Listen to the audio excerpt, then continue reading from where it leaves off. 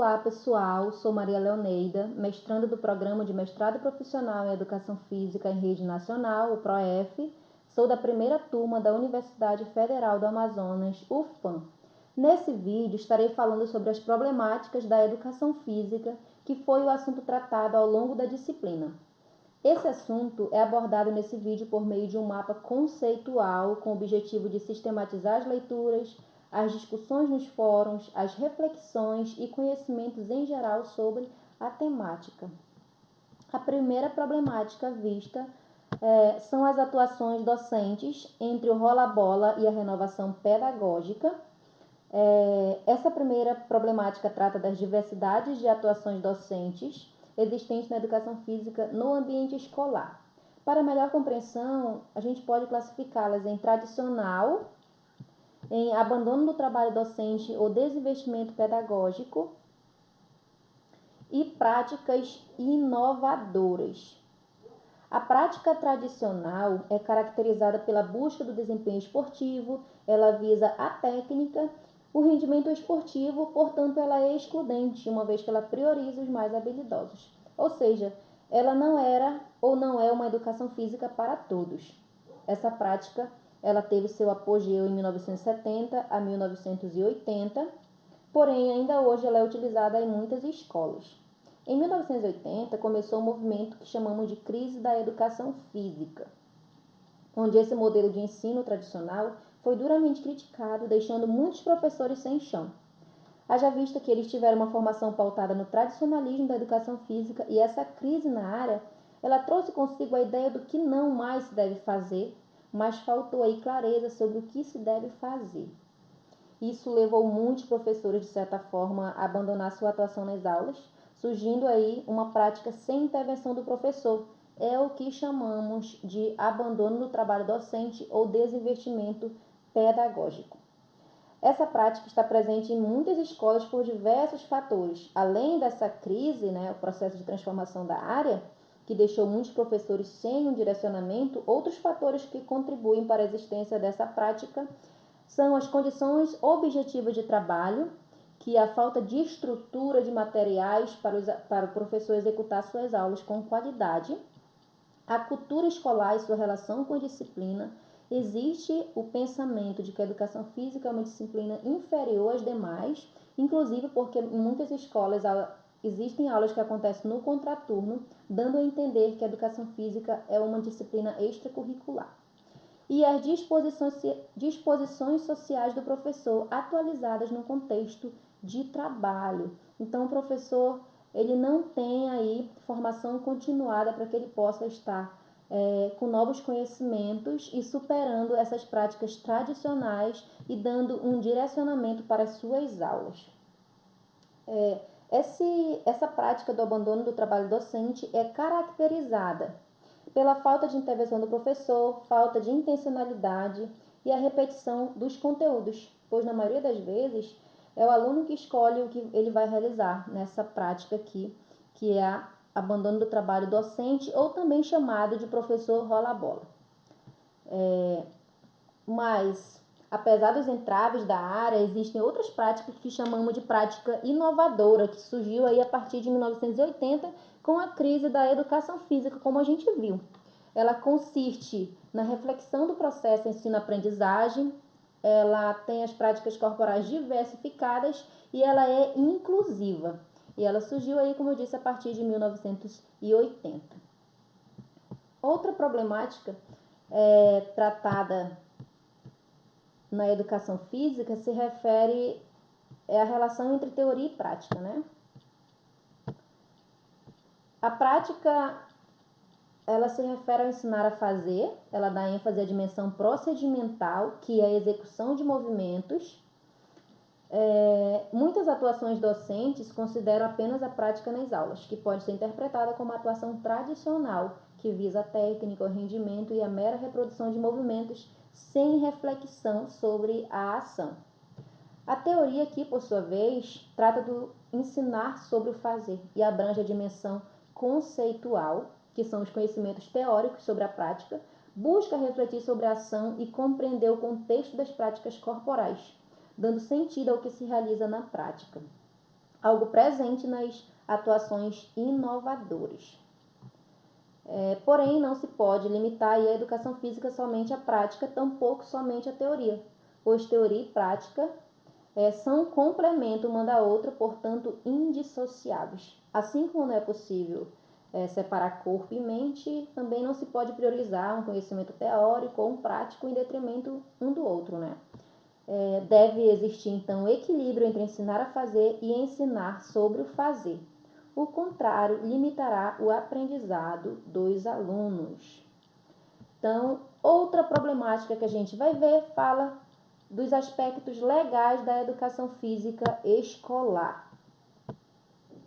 Então, ele está relacionado às transformações ocorridas nesse processo de legalidade e legitimidade da educação física na escola.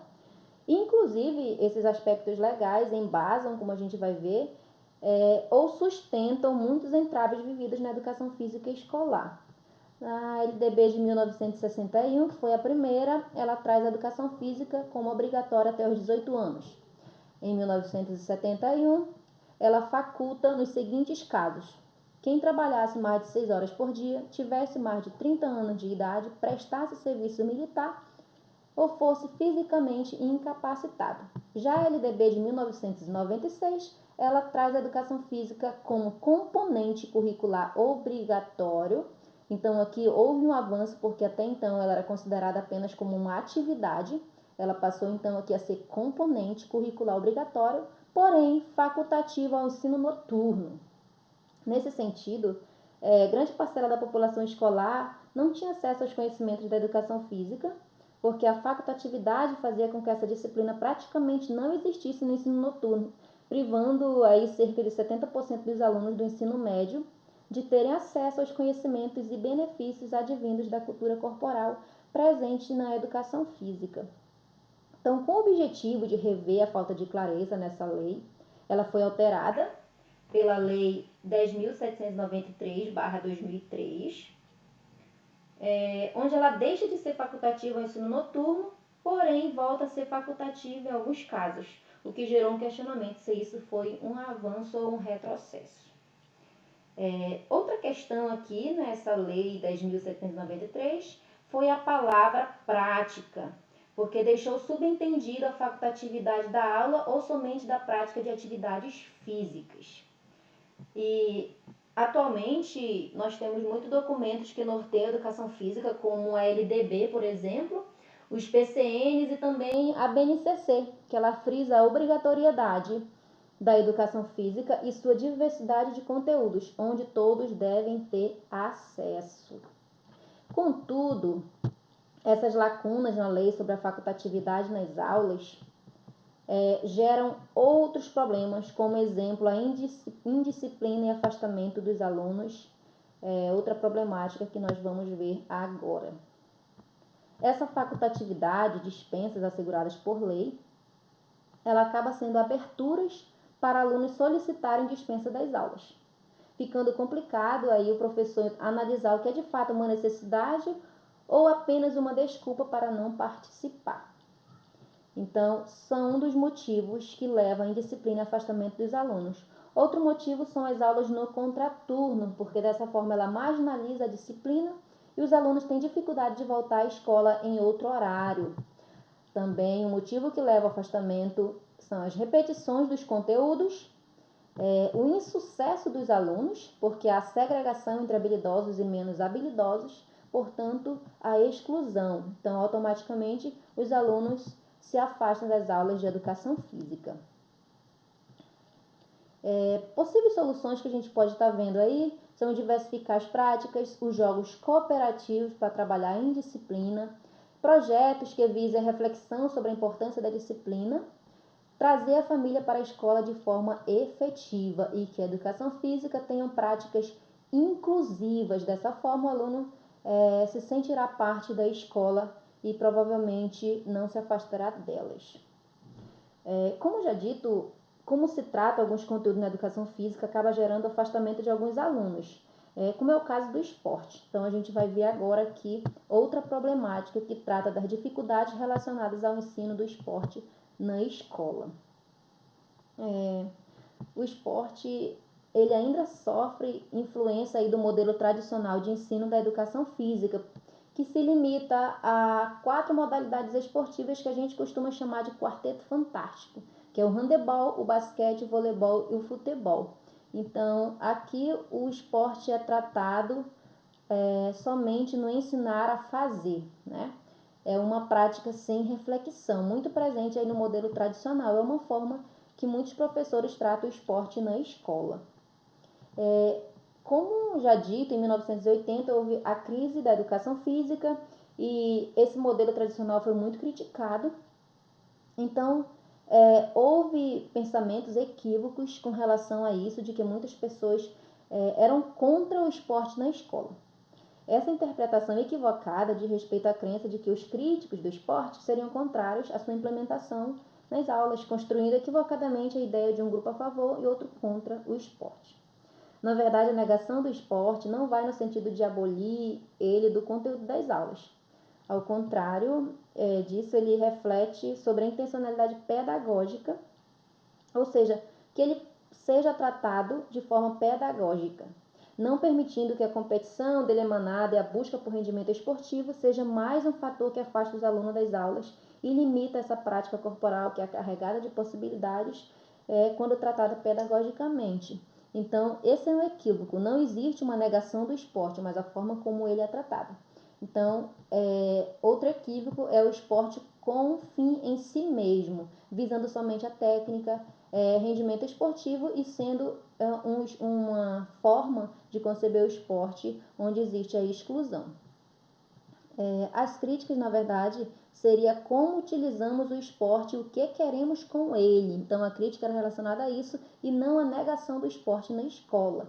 Então, a crítica é ao tecnicismo, treinamento esportivo e detecção de talentos, pois o esporte na escola não deve ter como premissa somente esses fatores aqui. Os questionamentos que a gente faz. Afinal, qual o objetivo do esporte na escola?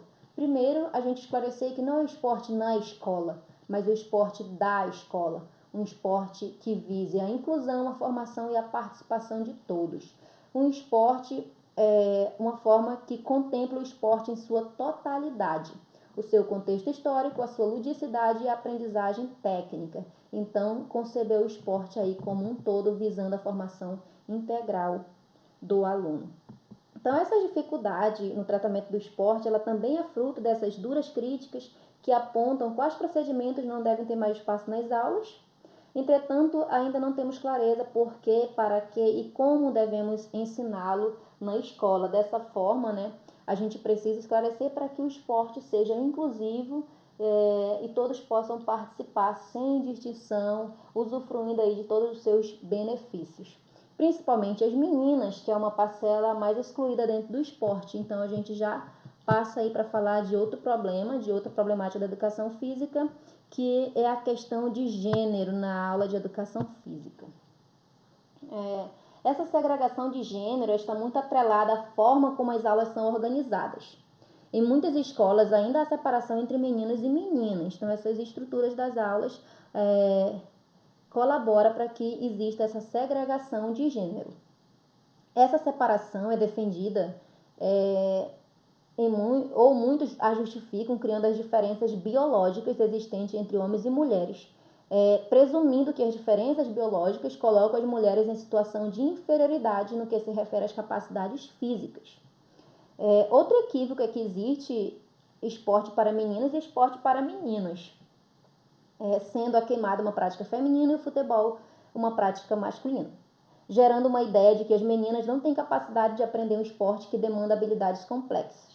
E essa ideia é cultural, pois vemos a diferença de como a mídia trata ou dá mais ênfase aos jogos masculinos e dificilmente as mulheres são referência em rendimento esportivo, mesmo existindo casos em que as mulheres tiveram melhor desempenho nos esportes que os homens. Por exemplo, temos aí aqui no Brasil a jogadora Marta.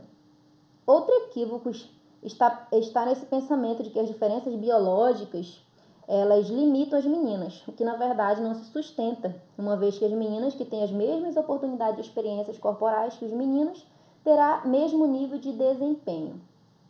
Então, a análise que se faz é que os fatores que podem influenciar nessas diferenças entre os meninos e meninas será a oportunidade de vivências. Geralmente as meninas elas têm menos oportunidade porque fazem mais trabalhos domésticos, sobrando menos tempo para o lazer, onde elas poderiam estar vivenciando essas práticas corporais. Além de elas serem excluídas das aulas de educação física ou se auto-excluem porque elas já trazem esse estigma ou sentimento de inferioridade culturalmente construído aí pela sociedade. E evidentemente que as aulas de educação física elas devem ser espaço para essas reflexões, inclusão e participação de todos sem distinção. O último assunto tratado nas problemáticas da educação física fala dos temas geradores. Os temas geradores oportunizam sistematizar um assunto buscando compreender e solucionar uma problemática. É uma metodologia de ensino, onde o processo de ensino e aprendizagem se dá por meio da realidade local, considerando o meio onde o aluno está inserido, aproximando a educação de sua realidade e dando sentido a esse processo. Essa metodologia oportuniza um aprendizado significativo a partir da premissa de que o assunto abordado faz parte da vida do aluno. Então, nós temos ele respeita algumas fases, algumas etapas, que é a etapa de investigação, onde identifica o problema, a etapa de tematização, analisar o contexto do problema e situações limites, a etapa da problematização, que é a reflexão, ação, reflexão. Ela oportuniza aí, como eu falei, um aprendizado significativo. Esse assunto, abordado como última temática da disciplina problemática da educação física, é luz para essa realidade dos professores, né, de educação física, uma vez que se pode pensar e problematizar essas questões, buscando identificar possíveis soluções a partir da realidade de cada escola. Portanto, fazendo todo sentido estudá-la nessa primeira disciplina. Ela busca, como eu falei, problematizar e resolver um problema. A gente pode estar aí utilizando nas problemáticas de educação física. Então, a gente percebeu que todas essas problemáticas aqui analisadas, elas estão interligadas, fazendo todo sentido estudá-las. Assim encerra esse vídeo que tratou das problemáticas da educação física escolar.